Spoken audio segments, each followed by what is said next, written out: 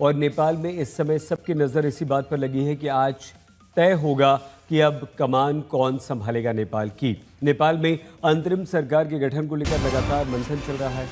नेपाल के स्पीकर और national assembly के अध्यक्ष ने संयुक्त बयान जारी कर दिया है। संसद के दोनों सदनों के अध्यक्षों ने संसद को भंग नहीं करने की मांग की है। संविधान के दायरे में ही रहकर समाधान के प्रयास करने की सभी पक्षों से अपील भी की गई है। तो राष्ट्रपति भवन में बैठक चल रही है। जेनजी की संसद भंग करने की मांग पर यहाँ पेच फंसा हुआ है, क्योंकि संसद के दोनों सदनों ने कहा है कि असेंबली भंग करने का कोई मतलब नहीं है। नेशनल असेंबली के अध्यक्ष दोनों स्पीकर और का बयान आया है, साझा बयान। नेपाल में हिंसा का तूफान तो थम गया, लेकिन नेपाल के भविष्य को लेकर घमासान जल्दी थमता हुआ नहीं दिख रहा। काठमांडू में बैठकों का दौर चल रहा है। फिलहाल प्रयास अंतरिम सरकार के गठन को लेकर है। नेपाल की पहली महिला चीफ जस्टिस सुशीला कार्की के नाम पर बात बनती दिख रही है, लेकिन संसद भंग करने और संविधान में बदलाव की मांग पर पेच फंसा है।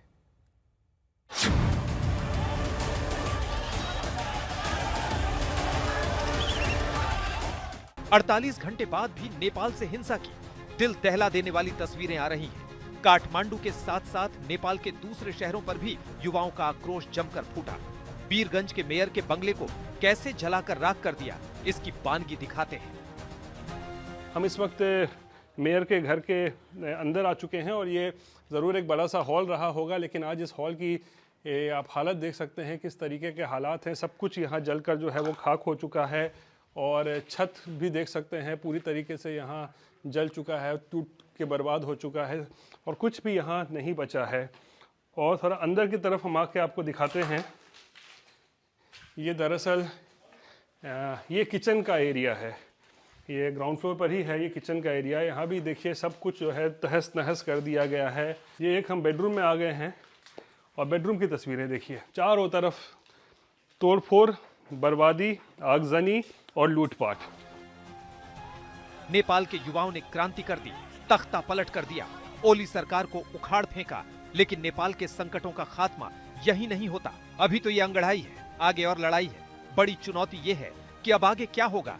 नेपाल की सेना, राष्ट्रपति और युवाओं के प्रतिनिधियों के बीच लगातार बातचीत चल रही है, लेकिन कुछ मुश्किल सवालों का जवाब नहीं मिल पा रहा। संसद भंग किया जाए या नहीं, संविधान में संशोधन हो या नहीं, अंतरिम सरकार का गठन हो या नहीं, अंतरिम सरकार बने तो कमान किसे दिया जाए, सेना की भूमिका कहां तक होनी चाहिए। नेपाल की राजनीतिक पार्टियां संसद भंग करने और संविधान में संशोधन के खिलाफ हैं। उन्हें डर है कि इससे लोकतंत्र खतरे में पड़ सकता है। सो लगे नेपाल की सियासी गलियारों में राजशाही की वापसी के भी सुर सुनाई दे रहे हैं। हालांकि इसे अभी अफवाह ही माना जा रहा है। ये लोग अगर एक अच्छा सरकार नहीं बना पाए और अपने बीच में ही इन लोग के बीच में एक सहमति न हो पाए, तो राजा के साथ प्रजातंत्र, कॉन्स्टिट्यूशनल मोनार्की इस देश के मट्टी के लिए ये बिल्कुल सही व्यवस्था होगा, जिसमें हिंदू राष्ट्र भी होगा और राज संस्था एक अभिभावकीय भूमिका के रूप में इस देश में रहेगा।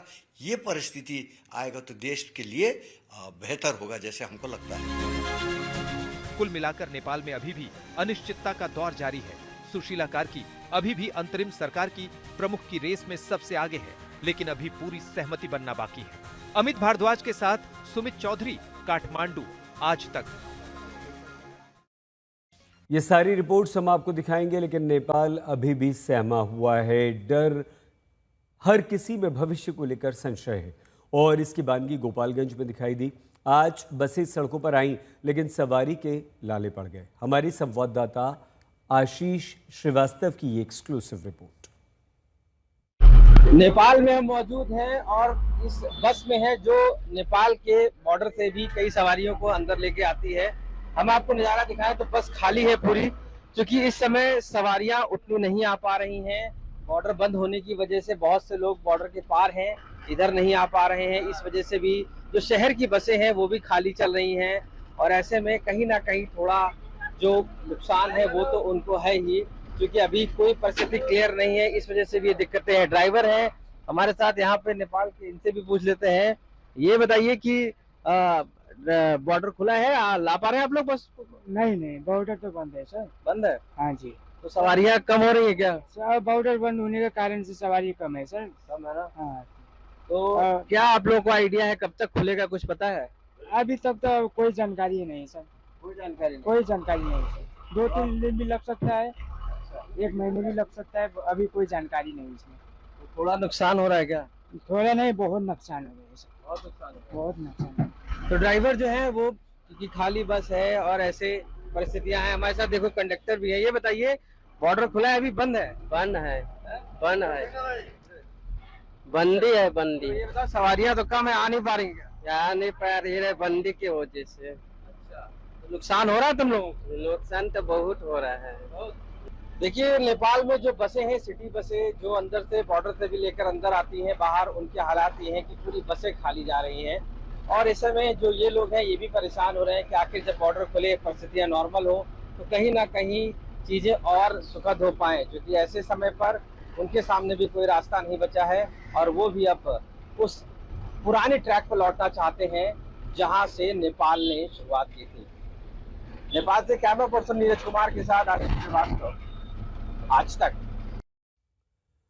नेपाल में जेनजी की क्रांति के बाद पूरा नेपाल हिल गया है। अब स्थिति बेहतर हो रही है। तो धनगढ़ी में क्या कुछ हुआ और क्या कुछ दिखा, हमारे संवाददाता कुमार अभिषेक की एक्सक्लूसिव ग्राउंड रिपोर्ट। नेपाल के कैलाली जिले में आता है। अगर आप देखें तो कर्फ्यू जैसा माहौल है। हालांकि लोग सड़कों पर, घरों के बाहर दिखाई दे रहे हैं, लेकिन अगर हम आपको दिखाएं तो तमाम जो दुकानें हैं, जो व्यापारिक प्रतिष्ठान हैं, वो सब इस वक्त बंद हैं। तकरीबन 14-15 घंटे यहाँ पर कर्फ्यू जैसा माहौल रहता है। हालांकि आप सड़कों पर गाड़ियाँ देखेंगे, लेकिन अब सब कुछ फिलहाल सेना के हवाले है। अब दूसरी तस्वीर हम आपको दिखाते हैं। ये मेरे ठीक पीछे अगर आप देखेंगे तो बड़ी कतार लगी हुई है पेट्रोल पंप पर, और पेट्रोल पंप के बाहर ये अगर देखें तो बाइक सवार ये तमाम लोग हैं, लेकिन सब के सब कतार में हैं और अपनी बारी के इंतज़ार में हैं। लेकिन ये कतार बेहद लंबी है। वजह साफ है कि बाकी तमाम पेट्रोल पंप बंद हैं। जो ये सरकारी पेट्रोल पंप जिसे कह सकते हैं, सरकार की तरफ से प्रहरी कल्याण कोष पेट्रोल पंप, ये पेट्रोल पंप खुला है। और पूरे धनगढ़ी में अगर आप देखें तो ऐसे इक्के दुक्के पेट्रोल पंप सरकारी होंगे जहां पर लोगों की कतारें हैं, क्योंकि ये सभी लोग इस वक्त पेट्रोल लेने पहुंचे हैं।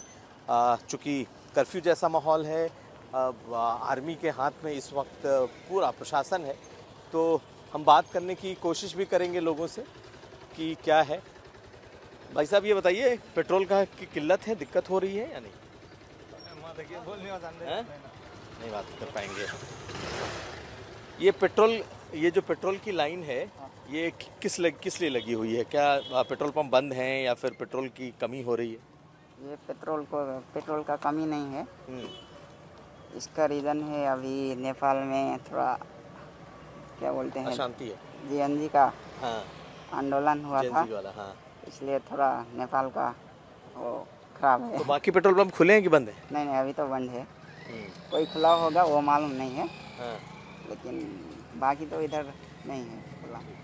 तो अगर हम आपको दिखाएं तो ये कतार देखिए, पेट्रोल पंप के बाहर कतारें हैं। और सचमुच इस वक्त जो कह सकते हैं कि लोगों का कहना है कि पेट्रोल की किल्लत नहीं है, लेकिन पेट्रोल पंप बंद हैं और इस वजह से ये लंबी लंबी कतारें आपको दिखाई देंगी। तो अगर आप सड़क पे भी देखें तो आपको लंबी कतार इस वक्त पेट्रोल पंप की दिखाई दे रही है। आज काठमांडू की सुबह पिछले कुछ दिनों से बिल्कुल अलग रही। सहमे लोग सड़कों पर आए, ज़रूरत के सामान के लिए बाजार तक निकले, लेकिन हर किसी की नज़र राष्ट्रपति के घर पर थी। वहां बैठक चल रही है। अमित भारद्वाज हमारे संवाद। 9 सितंबर की नेपाल की क्रांति के बाद अब काठमांडू में स्थिति फिर से सामान्य होती जा रही है। जगह जगह पे आपको आर्मी के इस तरह के बैरिकेड्स दिखाई देंगे और नेपाल के हर जरूरी जगह पे अभी भी आर्मी तैनात है। सुबह और शाम में ट्रैफिक सुचारू रूप से आपको चलता हुआ दिखाई देगा। कर्फ्यू में 2 घंटे के लिए ढिलाई इस वजह से दी जा रही है ताकि लोग अपने घरों से जरूरी सामान लेकर वापस घर को जा सकें, या जो एसेंशियल सर्विसेज में काम करते हैं वो अपने दफ्तरों तक जा सके। फिलहाल आर्मी 3 क्षेत्रों पर नेपाल में काम करती हुई आपको दिखाई देगी, जिसमें सबसे प्रमुखता से लॉ एंड ऑर्डर यानी कि कानून व्यवस्था को बनाए रखने का मामला है और इसके साथ साथ सरकार गठन को लेकर जो सवाल फिलहाल नेपाल में बना हुआ है उस सवाल का जवाब ढूंढना है। आज तक को मिली जानकारी के हिसाब से सुशीला कर्की का नाम लगभग अंतरिम सरकार के अध्यक्ष के तौर पर तय हो चुका है। कल देर रात तक अंतरिम सरकार को लेकर आर्मी की लीडरशिप, जेनजी डेलीगेशन और सुशीला कर्की के बीच बात होती रही। सूत्रों ने हमें यह भी बताया कि तकरीबन 3:30 बजे सुबह तक ये बातचीत चली है। आने वाले 24 घंटों में नेपाल को खुद अपने भविष्य की तस्वीर साफ साफ दिखनी शुरू हो जाएगी।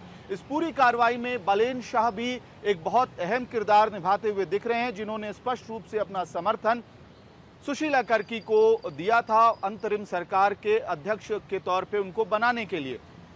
अगर यहां से सब कुछ ठीक जाता है तो संभवतः आने वाले दिनों में अंतरिम सरकार का गठन हो जाएगा, जिसमें किस तरह से जेनजी डेलीगेशन की भागीदारी होगी, एक्टिविस्ट की भागीदारी होगी और आगे किस तरह से फ्रेश इलेक्शंस यानी कि दोबारा नेपाल में चुनाव कराए जाएंगे, इन सारे बातों पर तस्वीर साफ हो जाएगी। अमित भारद्वाज, काठमांडू, आज तक।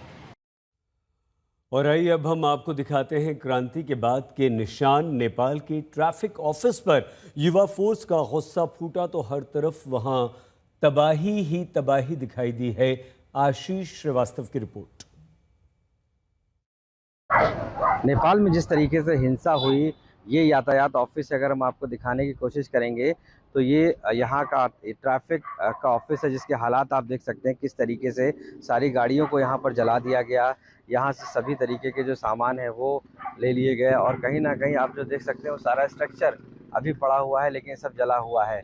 ये पूरे यहाँ से यातायात सुरक्षा व्यवस्था की जाती थी, लेकिन अब ये हालात हैं कि सब कुछ यहाँ पर ख़त्म कर दिया गया, यानी कि कोई ट्रैफिक नहीं, कोई पुलिस नहीं, कोई कुछ नहीं, सब कुछ नेपाल में इस तरीके का है। जो ये अवशेष हैं ये आपको देखने को मिल रहे हैं। जिस तरीके से उपद्रव हुआ उसके बाद की ये स्थिति बनी हुई है और इसी को लेकर सारी चीज़ें अगर आप देखेंगे तो तोड़ कर एक करके ये ट्रैफिक ऑफिस है नेपाल का और ट्रैफिक की स्थिति कर दी गई है कि पूरी तरीके से ये अब एक अवशेष के रूप में रह गया है और पूरा नेपाल में इसी तरीके के ऑफिसों के हालात कर दिए गए हैं जो आप तस्वीरों में देख रहे हैं। तो कहीं ना कहीं ऐसे जो अवशेष हैं वो सब पड़े हुए हैं, ये जो गाड़ियां हैं वो ऐसे ही जली हुई पड़ी हुई हैं और अब पूरी तरीके से यातायात ऑफिस कहीं ना कहीं अवशेष के रूप में बदल गए हैं। नेपाल से कैमरा पर्सन नीरज कुमार के साथ आशीष श्रीवास्तव, आज तक।